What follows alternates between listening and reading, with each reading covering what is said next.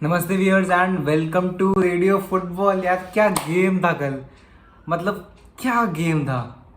पहले लेग में real Madrid ने चेल्सी को बिल्कुल आउट प्ले कर दिया, out of the park 3-1 of course. काई हैवर्ट्स का हेडर, बेंजेमा की हैट्रिक, बहुत ही परफेक्ट टाइप की, near perfect performance real Madrid की। तो मैंने एक्सपेक्ट किया, मैंने बहुत दिनों से कोई लाइव मैच नहीं देखा था। आई मीन मैंने बारसा लेवांटे मिस कर दिया था, एटलेटिको मैन सिटी मिस कर दिया था, मैंने पहला लीग भी मिस कर दिया था। तो मैं सोचा चलो कल का मैच देखते हैं, बहुत दिन हो गए कोई लाइव मैच देखे हुए। और मुझे इतनी एक्सपेक्टेशन थी, मुझे लगा कि चलो कुछ ऐसे 1-1 टाइप का हो जाएगा और मैड्रिड विल बी थ्रू। और फिर मैंने चलो देखते हैं, फिर भी ट्यून इन करते हैं क्या जाता है। फिर मैच खोला और Chelsea came with a plan. मतलब चेल्सी ने मैड्रिड को खोल के रख दिया बिल्कुल। थॉमस टुखल का प्लान बिल्कुल स्ट्रेट सिंपल था। प्रेसिंग करो, प्रेसिंग करो, प्रेसिंग करो।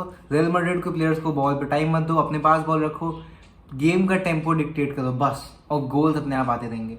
और एट द बर्नबेऊ मैंने एक्सपेक्ट नहीं किया था इतना चढ़ना, बेसिकली चेल्सी का इतना चढ़ना। और आई डोंट थिंक मैड्रिड ने भी एक्सपेक्ट किया था, जिस हिसाब से उनका रिएक्शन था उसको देखकर। लाइनअप में इंटरेस्टिंगली थॉमस टुखल ने आज कल टीमो वर्नर को खिला दिया, और काई हैवर्ट्स तो मेसन माउंट से तो एक्सपेक्टेड थे दोनों, लेकिन टीमो वर्नर तो एक्सपेक्टेड था कि एंगुलर प्रेस देखने को मिलेगी। टीमो वर्नर लेफ्ट फ्लैंक से, काई हैवर्ट्स थोड़ा स्ट्राइकर टाइप सा, और मेसन माउंट थोड़ा होवरिंग सा मिडफील्डर। कोवाचिच नहीं खिलाया। इंटरेस्टिंगली 4-3-3 से गए, मतलब ऑन पेपर ऑफ कोर्स, जिसमें आपका खेलेगा कांटे, कोवाचिच और रूबेन लॉफ्टस-चीक। तो रूबेन लॉफ्टस-चीक, इसमें कोई भी बिल्कुल प्रॉपर नंबर 6 नहीं आया था, जॉर्जिनियो टाइप का, जो स्टेशनरी हो, डिक्टेट करे गेम। ड्राइविंग मिडफील्ड उठाए, ड्राइविंग आपने उठाया। क्या कहते हैं, कोवाचिच जो बॉल को कैरी करेगा, आपके साथ चलेगा। रूबेन लॉफ्टस-चीक वो भी बॉल को कैरी करेगा, आपके साथ चलेगा। दोनों में फिजिकलिटी है, दोनों ड्रिबलिंग बहुत बढ़िया है। और फिर कांटे जो डिफेंसिव डर्टी वर्क बेसिकली करेगा। तो ये था प्लान कि ड्राइव होनी चाहिए मिडफील्ड में, कुछ ऐसे स्टैगनेट नहीं होना चाहिए गेम, चलता रहना चाहिए, चलता रहना चाहिए, चलता रहना चाहिए, कोई रुके ना। जॉर्जिनियो के वो लेग शायद उस पर ट्रस्ट नहीं था मे बी, तो इन तीनों को लाया। फिर डिफेंस में on paper 4 at the back था, जिसमें Marcos Alonso left back, right back Reece James, centre back आपके वही रूडिगर और थियागो सिल्वा। मैड्रिड की लाइनअप प्रीटी मच एक्सपेक्टेड थी, जो विनीशियस और बेंजेमा आगे,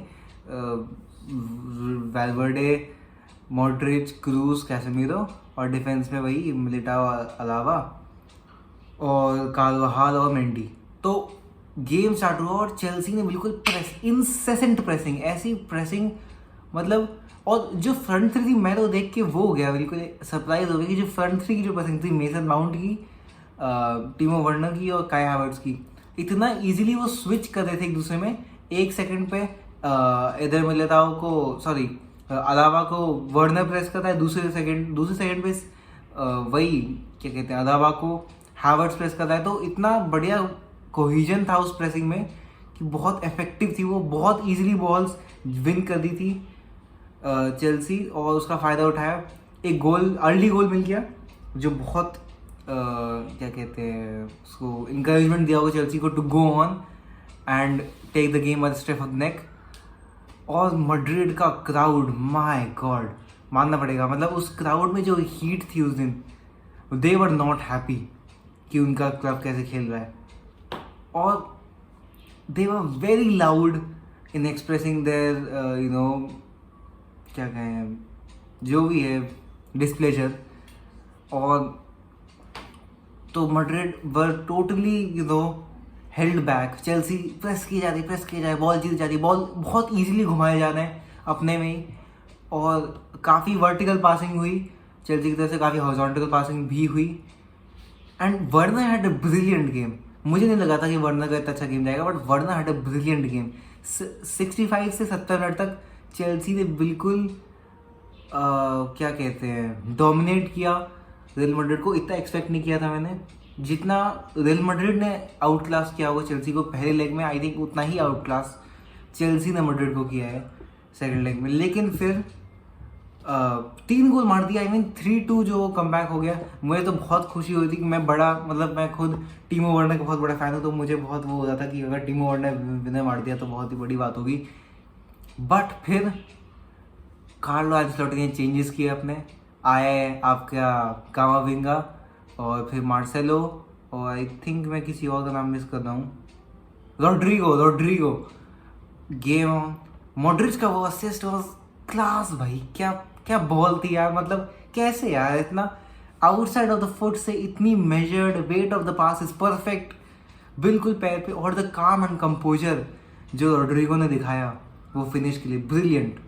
और मैं पहले गोल के बारे में बात करूँगा, जो सारे गोल, पाँच के पाँच गोल मिस्टेक से आए, इंडिविजुअल मिस्टेक, जो 3-2 स्कोर हुआ, पूरा 3 गोल चेल्सी ने मारे, 2 गोल रियल मैड्रिड में, 5 के 5 गोल इंडिविजुअल मिस्टेक से आए, ऐसे कुछ पैटर्न ऑफ प्ले से नहीं आए। पहला गोल आया आई थिंक मेंडी था वो, जिसको डिस्पोज कर दिया था if I am not wrong,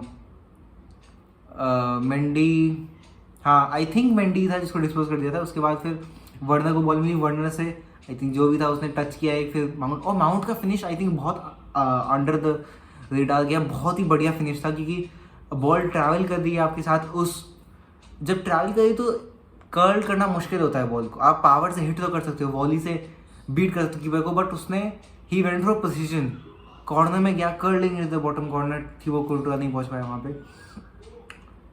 और फिर एक और इंसिडेंट हुआ था वो जो मार्कस अलोंसो वाला, बहुत बढ़िया फिनिश था वैसे, राइट फुटेड फिनिश, बट वो हैंडबॉल था, क्योंकि जैसे ही उसके आई थिंक थाई से लग के बॉल थोड़ी सी उठी और उसके हाथ से लग के थोड़ी रुक सी गई, अगर वो नहीं लगती हाथ पे तो प्रॉब्ली उससे थोड़ी दूर जाती और उसको अपनी पोजीशन एडजस्ट करनी पड़ती, इसलिए वो हैंडबॉल दिया गया। आई थिंक अगर बिल्डअप में उसका इतना रोल नहीं होता हैंडबॉल इंसिडेंट का, तो उसको हैंडबॉल नहीं दिया जाता, लेकिन मेरे हिसाब से फेयर डिसीजन दिया हैंडबॉल ने, सही डिसीजन दिया हैंडबॉल का।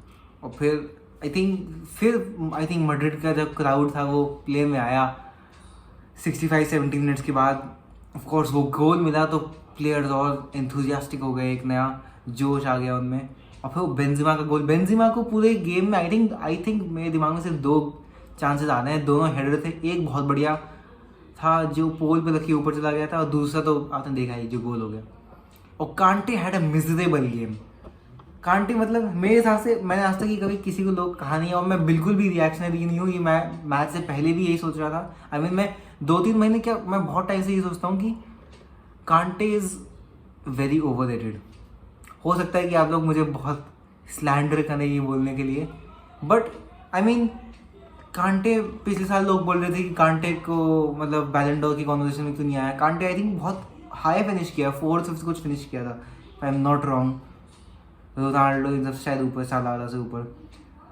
क्या किया कांटे ने पूरे साल, पिछले साल 2021 में 2 game, I get that he was brilliant against real Madrid in the semifinal, he was brilliant against man city in the final, दोनों टाइज में क्या कहते हैं वो जीता, क्या कहते हैं man of the match.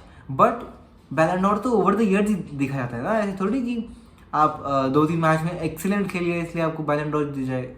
You should be nowhere near to the conversation of Ballon d'Or of 2021 मेरे हिसाब से। And I think is very overrated, क्योंकि बहुत इंजर्ड होता है, बहुत ज़्यादा इनकन्सिस्टेंट है मेरे हिसाब से। जब अदर प्लेयर्स बाकी प्लेयर्स इंजर्ड होते हैं तो बहुत सबको सुनने को मिलता है कि ये कंसिस्टेंट नहीं है, और जैसे डेम्बेले, बेल वगैरह वगैरह। और लेकिन क्या कहते हैं जब वो फील्ड पे होते हैं दे आर ब्रिलियंट, और फिर लोग कहते हैं कि फ़ायदा क्या हुआ।